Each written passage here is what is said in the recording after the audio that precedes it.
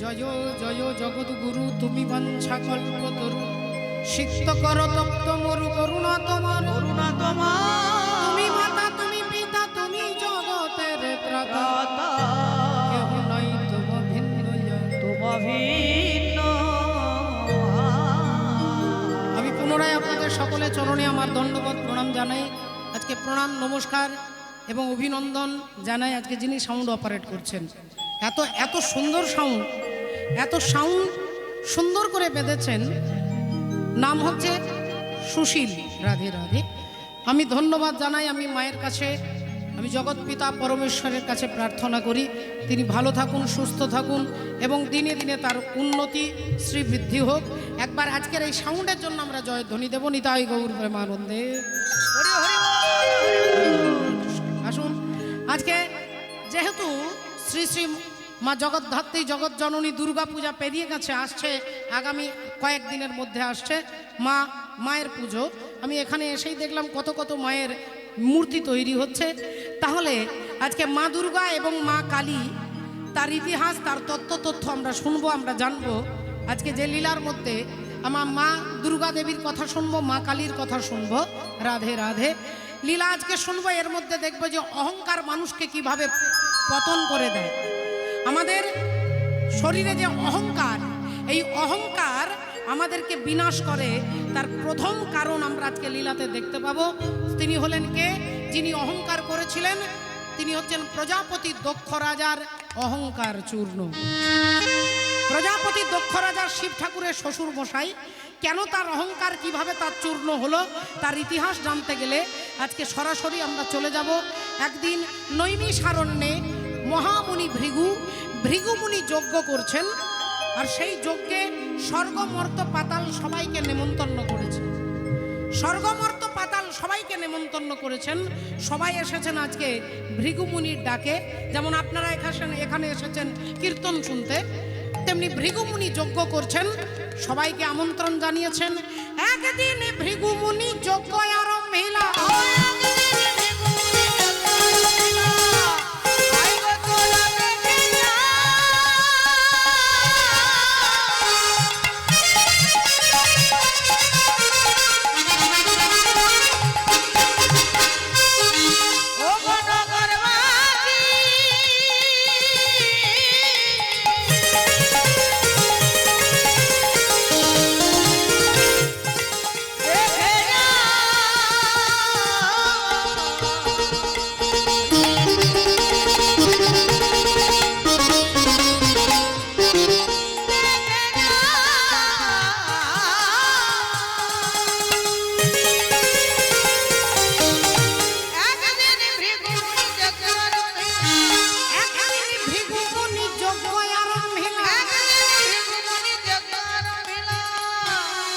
ত্রিভুবনের দেবগণের নিমন্ত্রণ কইরা।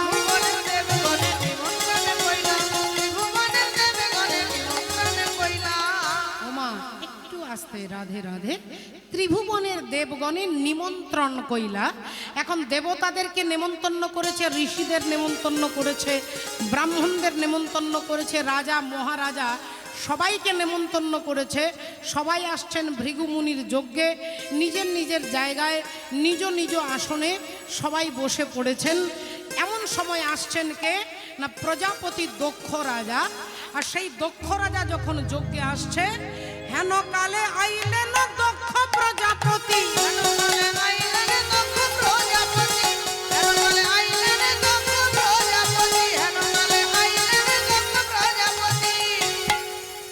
দক্ষ প্রজাপতি দক্ষ রাজা তিনি যেই ওখানে আসছে, রাধে ওমা, এখন কিভাবে আসছে দেখুন। একটা হাতের ওপরে আরেকটা হাত দিয়ে এরকম করে অহংকারে মত্ত হয়ে দক্ষ রাজা প্রবেশ করছে। আর দক্ষ রাজাকে দেখে সবাই নিজের নিজের চেয়ার ছেড়ে উঠেছে, নমস্কার জানাচ্ছে। যেমন স্কুলের মাস্টার মশাই ক্লাসরুমে প্রবেশ করলে সমস্ত ছাত্র ছাত্রী উঠে দাঁড়ায়, মাস্টার মশাইকে সম্মান জানায়, তেমনি প্রজাপতি দক্ষ রাজা হচ্ছে যেমন যেমন মুখ্যমন্ত্রী, যেমন প্রধানমন্ত্রী, যেমন রাষ্ট্রপতি, এগুলো এক একটা পদ। প্রধানমন্ত্রী কারোর নাম নয়, প্রধানমন্ত্রী হচ্ছে চেয়ারটার নাম। আর ওই চেয়ারে যিনি বসেন তিনি শ্রদ্ধেয় শ্রী নরেন্দ্র মোদী, এটা তার ব্যক্তিগত নাম। কিন্তু চেয়ারটার নাম প্রধানমন্ত্রী, চেয়ারের নাম রাষ্ট্রপতি। ওই চেয়ারটাতে যিনি বসেন তার নাম শ্রদ্ধেয়া শ্রীমত্তা দ্রৌপদী মুর্মু, এটা তার নাম। তেমনি প্রজাপতি হচ্ছে চেয়ারটার নাম, আর চেয়ারটাতে যিনি বসেন তিনি হচ্ছে দক্ষ রাজা, ব্রহ্মার ছেলে। সৃষ্টিকর্তা ব্রহ্মার পুত্র হচ্ছে দক্ষ রাজা, সেই তিনি বিরাট বড় একটা পদের অধিকারী। তাই তিনি যখনই আসছে সবাই, সমস্ত দেবতা, রাজা, মহারাজা উঠে দাঁড়িয়ে সবাই তাকে হাত জোড় করে মাথা নিচু করে নমস্কার করছেন। এখন দক্ষ রাজা চারিদিকে তাকিয়ে দেখে নিচ্ছে যে আমাকে দেখে কারা কারা উঠে দাঁড়াচ্ছে না, কারা কারা মাথা নিচু করছে না, কে কে আমাকে দেখে নমস্কার করছে না। এই চারিদিকে দেখতে গিয়ে দেখলেন সবাই আমাকে দেখে নমস্কার করছে, উঠে দাঁড়িয়েছে। কিন্তু ওই ডান দিকের চেয়ারে, তিনটে চেয়ারে তিনজন বসে আছে, এই তিনজন আমাকে দেখে উঠেও দাঁড়াচ্ছে না আর আমাকে দেখে নমস্কারও করছে না। তাহলে ওই তিনজন কে আমি একটু ভালো করে দেখে নিই, তারপরে তার মজা দেখাবো। এই দক্ষ রাজা যেই ভালো করে দেখতে গেলেন, অমনি দেখলেন প্রথম চেয়ারে বসে আছে আমার বাবা ব্রহ্মা। আমার বাবা বসে আছে গো। তা বাবা তো আর আমাকে দেখে উঠে দাঁড়াবে না, বাবা তো আমাকে প্রণাম করবে না। তাহলে বাবা বসে আছে, বেশ করেছে, ভালো করেছে। আচ্ছা, বাবার পাশের চেয়ারে কে বসে আছে দেখি। দেখে বাবার পাশের চেয়ারে যিনি বসে আছেন তিনি আমার বাবারও বাবা। তাহলে বাবার বাবা কে হবে বলে দাদু। তিনি কে না, তিনি হচ্ছে ভগবান বিষ্ণু। তাহলে আমার দাদু বসে আছে, ঠিক আছে। তা দাদু তো দেখে আমাকে প্রণাম করবে না। আচ্ছা, দাদুর পাশে কে বসে আছে দেখি। আর যেই দাদুর পাশের চেয়ারে তাকাতে গেলেন, অমনি মুখ দিয়ে বেরিয়ে গেল গালিগালাজ। চিৎকার করে বলে উঠলো, অভদ্র, ইতর, ছোট লোক, মূর্খ, গাধা, ভূত প্রেতের সঙ্গ করে, শ্মশানে মশানে ঘুরে বেড়ায়, গোটা শরীরে ছাই ভস্য মাখে। কথাটা কাকে বলছে মায়েরা ভালো করে বিচার করে, ভালো করে ভেবে বলবেন। কাকে বলছে মা? শিব ঠাকুরকে, নাকি? হ্যাঁ, তা শিব ঠাকুরকে কথাগুলো বলছে, চিৎকার করে বলছে, গাধা একটা, মূর্খ, অভদ্র। আর যেই বলেছে শিব ঠাকুর এই কান দিয়ে শুনছেন আর এই কান দিয়ে বার করে দিচ্ছেন। এ কানে শুনছেন, এ কান দিয়ে বার করে দিচ্ছেন। একটু চিন্তা করে দেখুন, শিব ঠাকুর যদি চাই এক মুহূর্তে গোটা পৃথিবী ধ্বংস হয়ে যাবে, কিন্তু বাবা ভোলেনাথ হচ্ছেন পরম বৈষ্ণব। তিনি এই কানে আসতে, এই কানে শুনছেন আর এই কান দিয়ে বার করে দিচ্ছেন। ও মা, কিন্তু শিব ঠাকুরের যারা ভক্ত তারা অমনি বলে উঠলো, কি বলছেন আপনি? হ্যাঁ, কি বলছেন? আমাদের মালিককে আপনি মূর্খ বলছেন? স্বর্গমর্ত পাতাল যাকে পরম বৈষ্ণব বলে প্রণাম করে, আপনি তাকে বলছেন গাধা। যার থেকে বড় তত্ত্ব সম্রাট এ জগতে কেউ নেই, আপনি তাকে বলছেন অভদ্র। আপনি একেবারে মুখ সামলে কথা বলবেন। শিব ঠাকুরের ভক্তরা যখন দক্ষ রাজাকে কথা বলছে, দক্ষ রাজা তো রেগে গেছে, এবার ঝগড়া হচ্ছে দুজনের মধ্যে। এমন সময় ভৃগুমুনি বলে উঠলেন, এই দাঁড়াও, শিব ঠাকুর হচ্ছে জামাই আর দক্ষ রাজা হচ্ছে শ্বশুর মশাই। তাই জামাই আর শ্বশুরের মধ্যে কথা হচ্ছে, মাঝখানে তোমরা নাক গলাচ্ছ কেন? আমি ভৃগুমুনি ব্রাহ্মণ, তোমাদেরকে অভিশাপ দিচ্ছি, শিব ঠাকুরের গণ সব পাষণ্ডী হয়ে যাবে। শিব ঠাকুরের দলের লোক বললেন, আচ্ছা তাহলে ভুলটা করলেন উনি আর অভিশাপ দিচ্ছেন আমাদেরকে, তাহলে আমরাও আপনাকে অভিশাপ দিচ্ছি, আপনি ব্রাহ্মণ হতে পারেন, কিন্তু আজ থেকে ব্রাহ্মণ হবে লক্ষ টাকার ভিখারি। আজ থেকে ব্রাহ্মণ লক্ষ টাকার ভিখারি হবে, অভিশাপ দিচ্ছে। এখন বাবা ভোলেনাথ দেখলেন এখানে থাকলে অবস্থা হরি বলে, রাধে রাধে, পরিবেশ ভালো নয়, চারিদিকে ডেঙ্গু ছড়িয়েছে। এই একদিক থেকে অভিশাপ যাচ্ছে আর এদিক থেকে দলা মেরে আবার অভিশাপ আসছে, তাহলে এখানে থেকে আর লাভ নেই। সোজা বাবা ভোলেনাথ ওখান থেকে উঠে বেরিয়ে তিনি নাম করতে করতে বাড়ি যাচ্ছেন। জপে যাও না মেরা মালা, জপে যাও না মেরা মালা, সর্বদা অন্তরে। মায়েরা একটু তাড়াতাড়ি,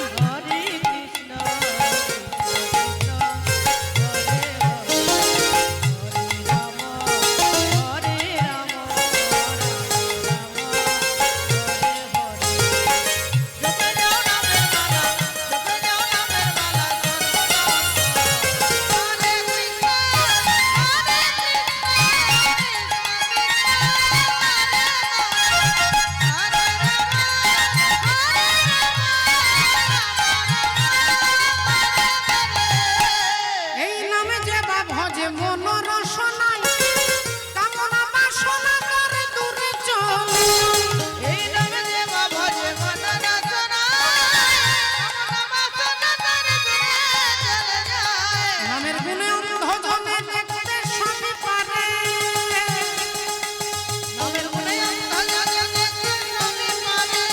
নামের গুণে খোড়া নাকি গিরি লঙ্ঘন করে।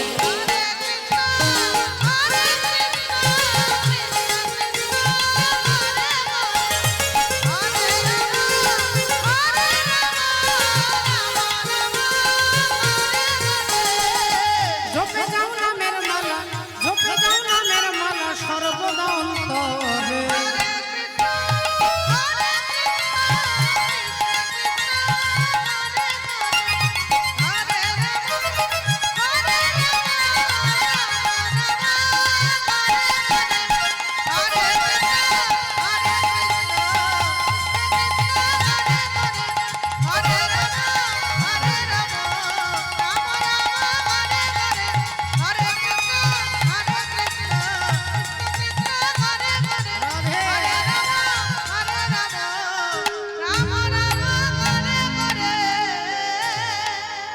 বাবা ভোলেনাথ বাড়ি এলেন, আর বাড়ি এসে ভাবলেন আচ্ছা আজকে তো কীর্তন শুনতে যাওয়ার কথা আছে, আমি একটু কীর্তন শুনতে যাব অগস্ত্য ঋষির আশ্রমে। তাই অগস্ত্য ঋষির আশ্রমে হরি কথা শুনতে যাব। এই বাবা ভোলেনাথ যেই একটা পা বাড়িয়েছে অমনি মা সতী সামনে দাঁড়িয়ে বলছে, ও স্বামী।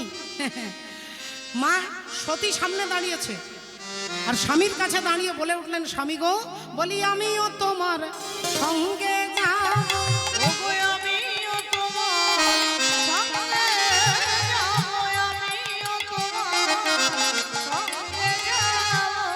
ও স্বামী আমি আপনার সঙ্গে যাব। বাবা ভোলেনাথ বললেন, আমি কোথায় যাচ্ছি তুমি কি জানো? কোথায় যাচ্ছি তুমি কি জানো? মা সতী বললেন, হ্যাঁ আমার মনে হচ্ছে আপনি কীর্তন শুনতে যাচ্ছেন। বলে হ্যাঁ হ্যাঁ হ্যাঁ যাচ্ছি কীর্তন শুনতে। তা তুমি কি আমার সঙ্গে যাবে? বলে হ্যাঁ। তা তুমি যে কীর্তন শুনতে যাবে আর কীর্তন শোনার মাঝখানে ওই ঠাকুমার মতো খুঁটিতে হেলান দিয়ে ঘুমোবে না, তার গ্যারেন্টি কি আছে? হরি বল। মা সতী বললেন, না স্বামী আমি সত্যি করে বলছি আমি তোমার সাথে, আমি তোমার সাথে হরি নাম শুনিব,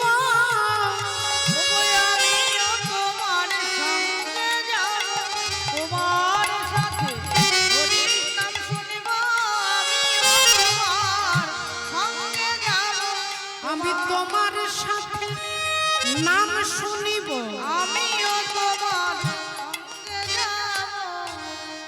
আমি আপনার সঙ্গে যাব। আচ্ছা বেশ, তাহলে চলো।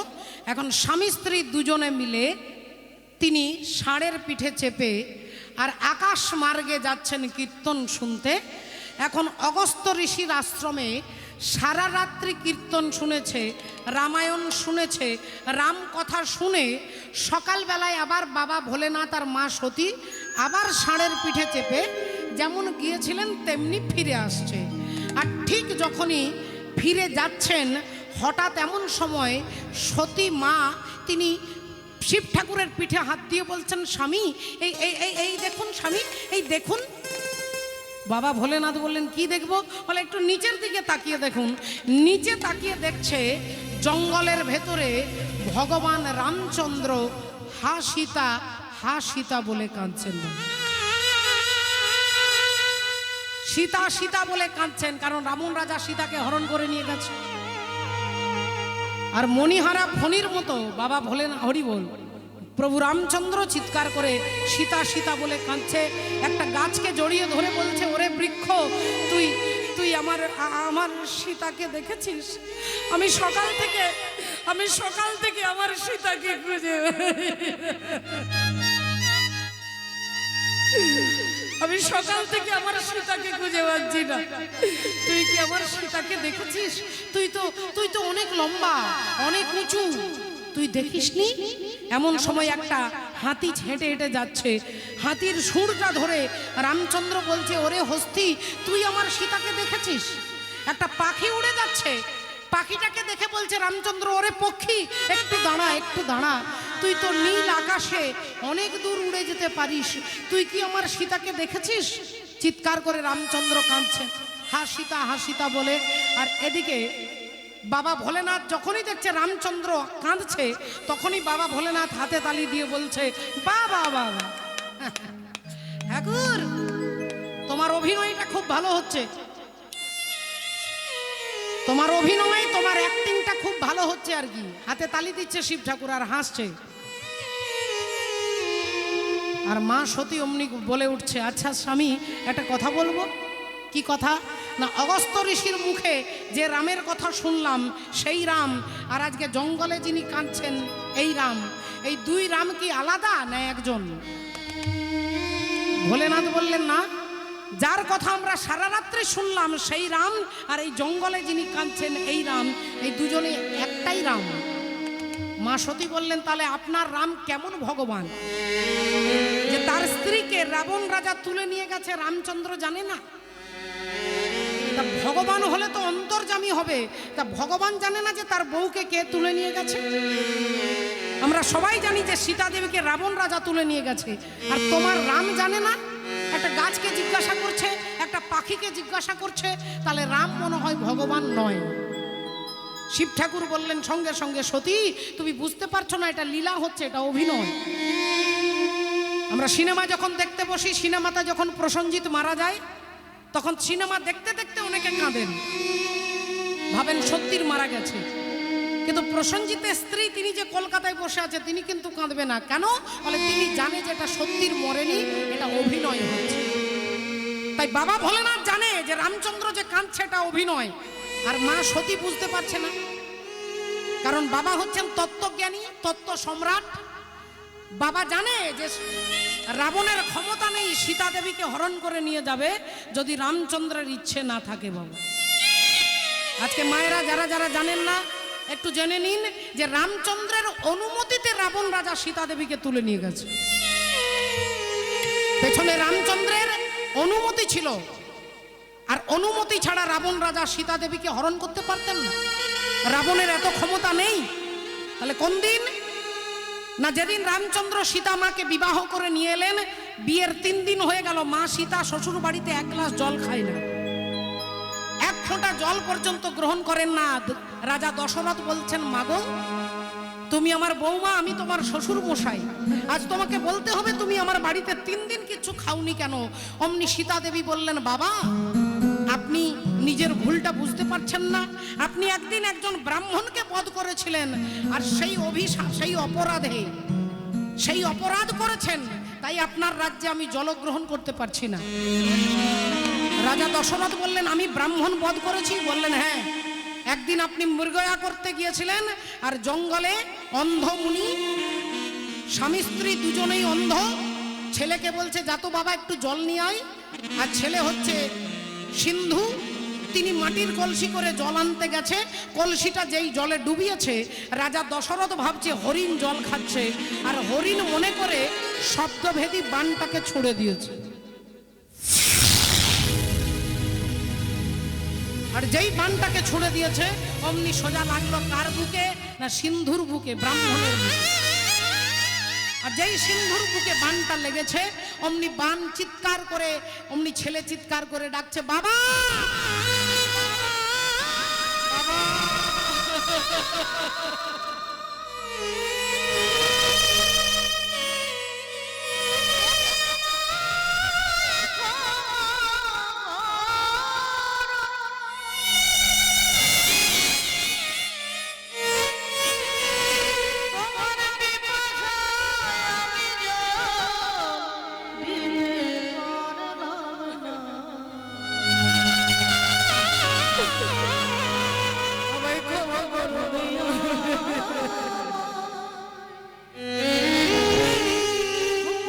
রাজা দশরথ এসে দেখছেন এ তো হরিণ নয়, এক ব্রাহ্মণ বালকের বুকে তীর বিদ্ধ হয়ে পড়ে আছে।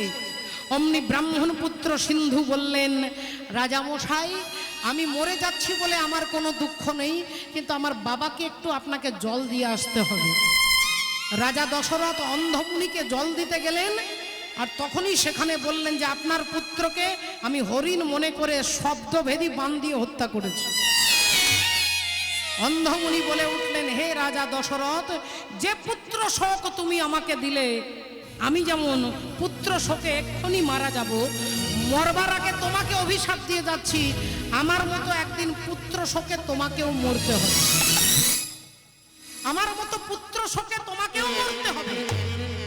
হরি বল, হরি। সেই কথা আজকে মা সীতা দেবী মনে করিয়ে দিচ্ছেন রাজা দশরথকে, যে সেদিন আপনাকে অভিশাপ দিয়েছিল। রাধে রাধে। তাই আপনি যে ব্রাহ্মণ বধ করেছেন, অপরাধ করেছেন, তাই আপনার বাড়িতে জলগ্রহণ করতে পারছি না। রাজা দশরথ বললেন, মা তাহলে কি করলে প্রায়শ্চিত্ত হবে? বলে, এমন একজন ব্রাহ্মণকে আপনার বাড়িতে এনে সেবা দিন, যিনি আজ পর্যন্ত কারোর বাড়িতে এক গ্লাস জল খায়নি। এমন একজন ব্রাহ্মণকে এনে আপনার বাড়িতে সেবা দিন, যিনি কখনো মিথ্যে কথা বলেননি। বললেন, এরকম ব্রাহ্মণ স্বর্গমর্ত পাতালে কেউ নেই। বলে, একজন আছে, লঙ্কার অধিপতি রাজা রাবণ। তাই রাবণকে আপনার বাড়িতে এনে সেবা দিন। আর অমনি রাজা দশরথ চিঠি লিখলেন। রাবণ রাজা এলেন দশরথ রাজার বাড়িতে, সেবা গ্রহণ করে এবার দক্ষিণা দিতে হবে। কোনো সাধুকে, কোনো ভক্তকে, কোনো বৈষ্ণবকে, কোনো ব্রাহ্মণকে সেবা দেওয়ার পরে দক্ষিণা দিতে হয়। তাই রাজা দশরথ বলছে, বলুন রাবণ রাজাকে আপনি কি দক্ষিণা চান? রাবণ বললেন, একবার আমাকে মা সীতাকে দেখিয়ে দেন, আমি একবার মাকে দর্শন করতে চাই। আর অমনি রাধে রাধে সঙ্গে সঙ্গে রাজা দশরথ রাবণকে মা সীতার ঘরে দাঁড় করিয়ে দিলেন। সীতা দেবী রাবণকে প্রণাম করলেন, বলুন বাবা আপনি কি চান? রাবণ বললেন, মাগো আগে দরজার জানলাটা বন্ধ করে দিই, তারপরে বলবো। দরজা জানলা বন্ধ করে রাবণ হাত জোড় করে সীতা দেবীকে বলছেন, মা তুমি আমার মা, আমি তোমার ছেলে, তোমার কাছে আমি কিছু চাই না মা, শুধু একমাত্র ওই রামের হাতে যেন আমি মরতে পারি। মাগো আমি রামের হাতে যেন মরতে পারি, তুমি আমায় দয়া করো।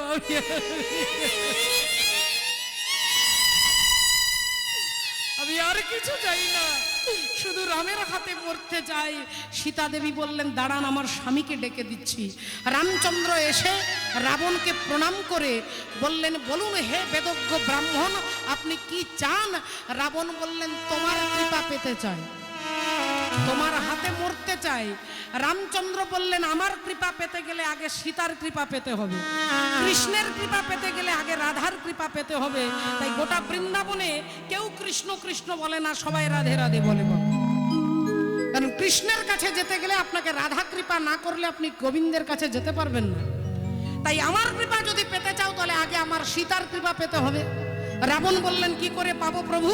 বললেন, চিন্তা নেই, আর কয়েকদিন পরে আমি 14 বছরের জন্য বনবাসে চলে যাব। আমি কথা দিচ্ছি, সেদিন ওই 11 মাসের মতো আমি আমার সীতাকে তোমার লঙ্কাতে পাঠিয়ে দেব। তুমি এসে আমার সীতাকে হরণ করে নিয়ে যাবে।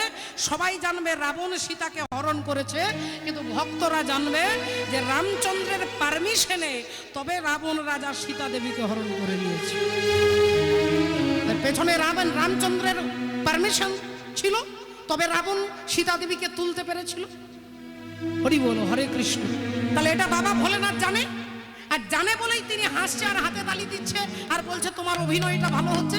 আর মা সতী অমনি চ্যালেঞ্জ করে বলছে, শোনো স্বামী, হে ভোলেনাথ, তোমার রাম যদি ভগবান হয়, আজ আমি তোমাকে চ্যালেঞ্জ করে বলছি, তোমার রামের আমি কান্না বন্ধ করে দেব, তোমার রামের কান্না আমি বন্ধ করে দেব। বাবা ভোলেনাথ বললেন, সতী ভুল করেও তুমি এই অন্যায় করো না। মা সতী কোনো কথা শুনলেন না বাবা, কোনো কথা শুনলেন না। কারণ সতীর বাবা হচ্ছে দক্ষ রাজা, দক্ষ রাজা হচ্ছে অহংকারী, আর সেই বাড়ির মেয়ে বাবার মতো একটু হাঁটা চলা, একটু অহংকার করে, কথায় কথায় চ্যালেঞ্জ করে। তাই মা সতী বললেন, আমি তোমার রামের কান্না বন্ধ করে দেব। এই বলে কি করলেন মাগো, না নিজে সীতা সাজলেন, সীতার মতো চুল বাঁধলেন, সীতার মতো কাপড় পরলেন, সীতার মতো রং ঢং করে। আর মা সতী গিয়ে রামচন্দ্র যে জঙ্গলে কান্নাকাটি করছিলেন, ওই রামচন্দ্রের কাছে দাঁড়িয়ে বলছে, বলি এই তো আমি এসে গেছি,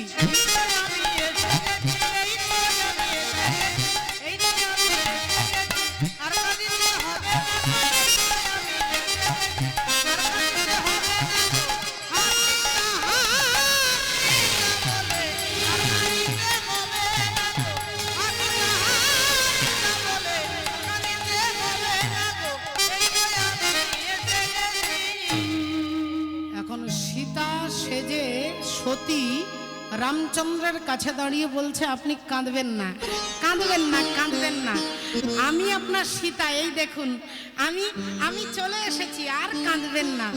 আমি আপনাকে পরীক্ষা করছিলাম আপনি আমাকে কত ভালোবাসেন। আমি গাছের আড়ালে লুকিয়েছিলাম, আপনি ভাবলেন আমি কোথায় হারিয়ে গেছি। আপনি পাখিকে, গাছপালাকে জিজ্ঞাসা করছেন, এই দেখুন আমি সীতা চলে এসেছি। এই বলে মা সতী কিন্তু সীতা সেজেছে, আপনারা জানেন। এখন সীতার মতো একবারে পুরোপুরি দেখতে তিনি বলছে রামচন্দ্রকে, আমি সীতা চলে এসেছি, আপনি কাঁদবেন না। আর অমনি রামচন্দ্র দুহাত দিয়ে চোখের জলটাকে মুছে নিচ্ছেন। আর যেই দুহাত দিয়ে চোখের জলটাকে মুছে নিচ্ছেন, মা সতী তখন মনে মনে ভাবছে যে আমি চ্যালেঞ্জে জিতে গেছি, আমি চ্যালেঞ্জে জিতে গেছি। আমি তো রামের কান্না বন্ধ করে দিয়েছি, আমি রামের কান্না বন্ধ করে দিয়েছি, আমি চ্যালেঞ্জে স্বামীর সঙ্গে জিতে গেছি। আর অমনি রামচন্দ্র দুহাত দিয়ে চোখের জলটাকে মুছে নিয়ে আর হাত জোড় করে বলছেন, মা তুমি আমার প্রণাম নাও, তোমার স্বামী ভোলেনাথ ভালো আছে তো?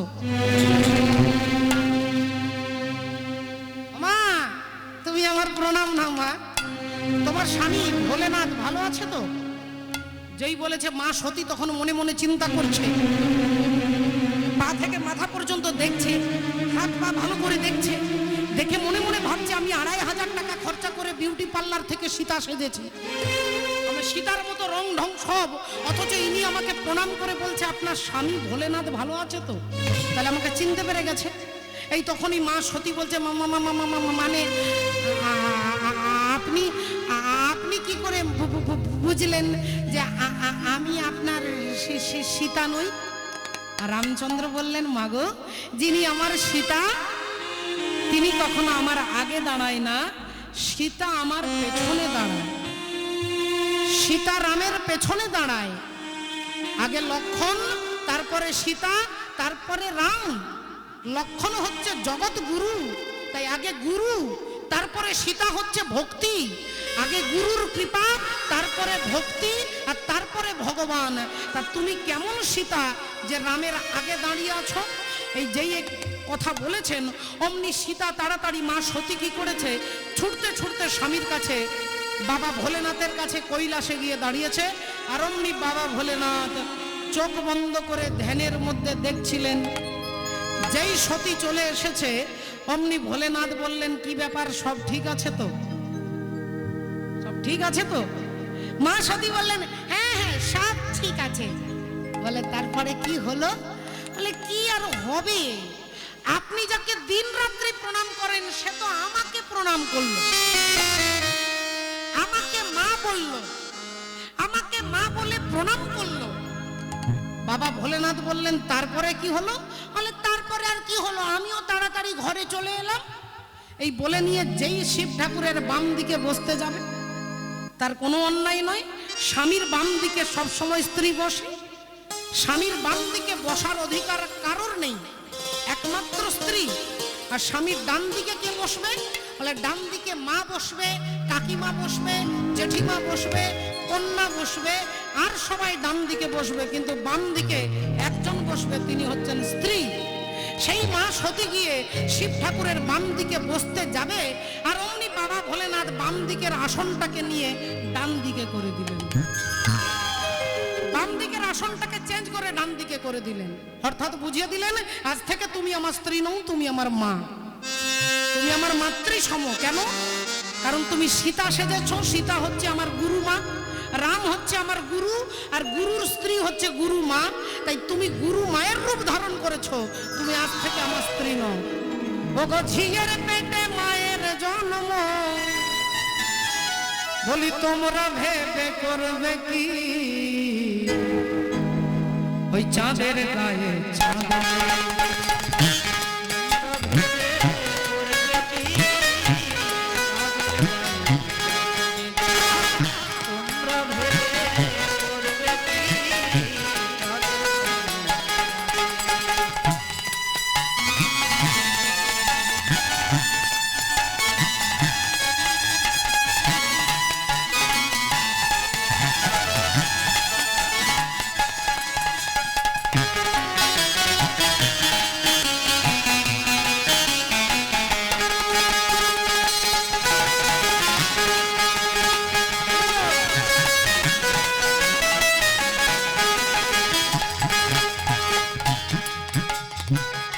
ও যে 6 মাসের এক কন্যা ছিল, আর 9 মাসে তার গর্ভ।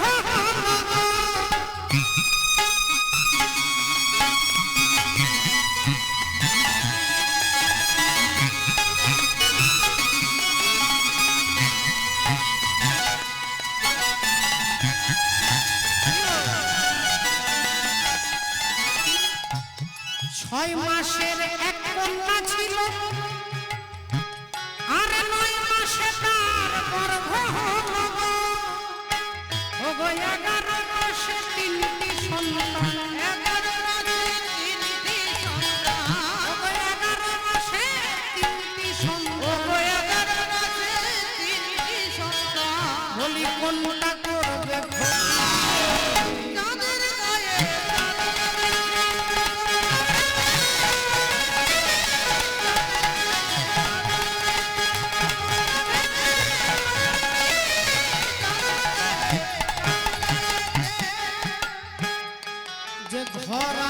তার দুয়ার নাই, ঘর আছে কিন্তু দরজা নেই, আর লোক আছে তার বাক্য নাই গো।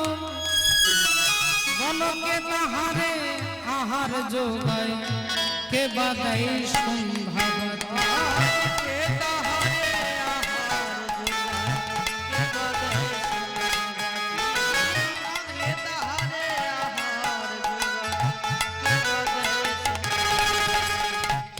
কথা বলছে মায়েরা, একটু ভালো করে লক্ষ্য করে দেখুন। ঘর আছে তার দরজা নেই, কিন্তু ভেতরে একজন আছে। না আছে দরজা, না আছে জানালা। সেটা কি? সেটা হচ্ছে ডিম, পাখির ডিম। ডিমের মধ্যে দরজাও থাকে না, জানালাও থাকে না, কিন্তু ভেতরে একজন থাকে। তাই বলছেন, যে গান যিনি লিখছেন তিনি হচ্ছেন লালন ফকির। ফকির লালন ভেবে বলে,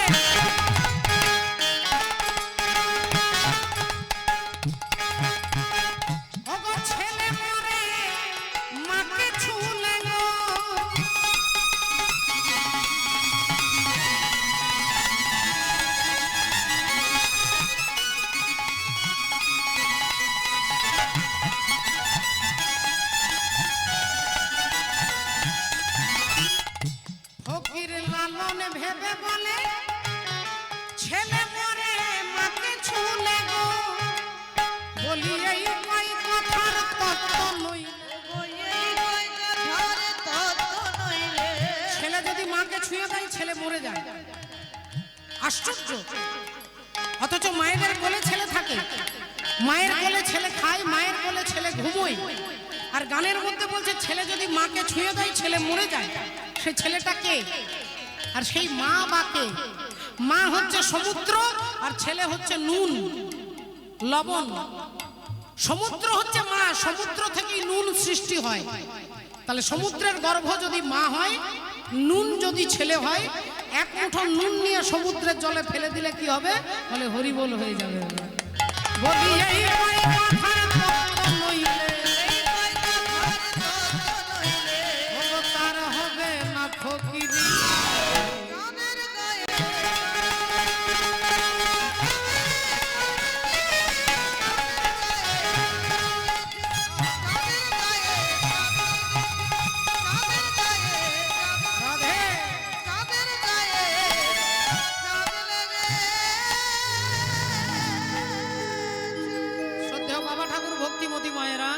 মা সতী গিয়ে যেই শিব ঠাকুরের বাম দিকে বসতে যাবে, বাবা ভোলেনাথ ডান দিকে আসনটা করে দিতেই বুঝে গেলেন যে স্বামী আমাকে পরিত্যাগ করে দিয়েছে। আর এদিকে প্রজাপতি দক্ষ রাজা, তিনি মনে মনে একটাই কথা ভাবছে যে আমাকে দেখে আমার জামাই প্রণাম করলো না, আমাকে দেখে আমার জামাই উঠে দাঁড়ালো না, আমার জামাই তাহলে আমাকে অপমান করেছে, আমার জামাই কেন আমাকে প্রণাম করলো না, মাথা নিচু করলো না। এই সারাক্ষণ এই কথাই ভাবছে। এমন সময় দেবর্ষি নারদ এসে দাঁড়িয়েছে। নারায়ণ নারায়ণ নারায়ণ। কি ব্যাপার প্রজাপতি, আপনার মুখটা বাংলার পাঁচের মতো লাগছে কেন? মুখ শুকিয়ে গেছে, মনে হচ্ছে আপনি ঘুমননি, চোখগুলো লাল লাল হয়ে গেছে। কি ব্যাপার বলুন তো? দক্ষ রাজা বললেন, আর বলবেন না, আমার জামাই আছে না, ওই যে অভদ্র জামাই, ওই যে ভাঙড় ভোলা শিব, আমি গিয়েছিলাম ভৃগু মুনির যজ্ঞে, আমাকে দেখে কালো, অথচ আমার জামাই আমাকে দেখে প্রণাম করলো না, নমস্কার করলো না।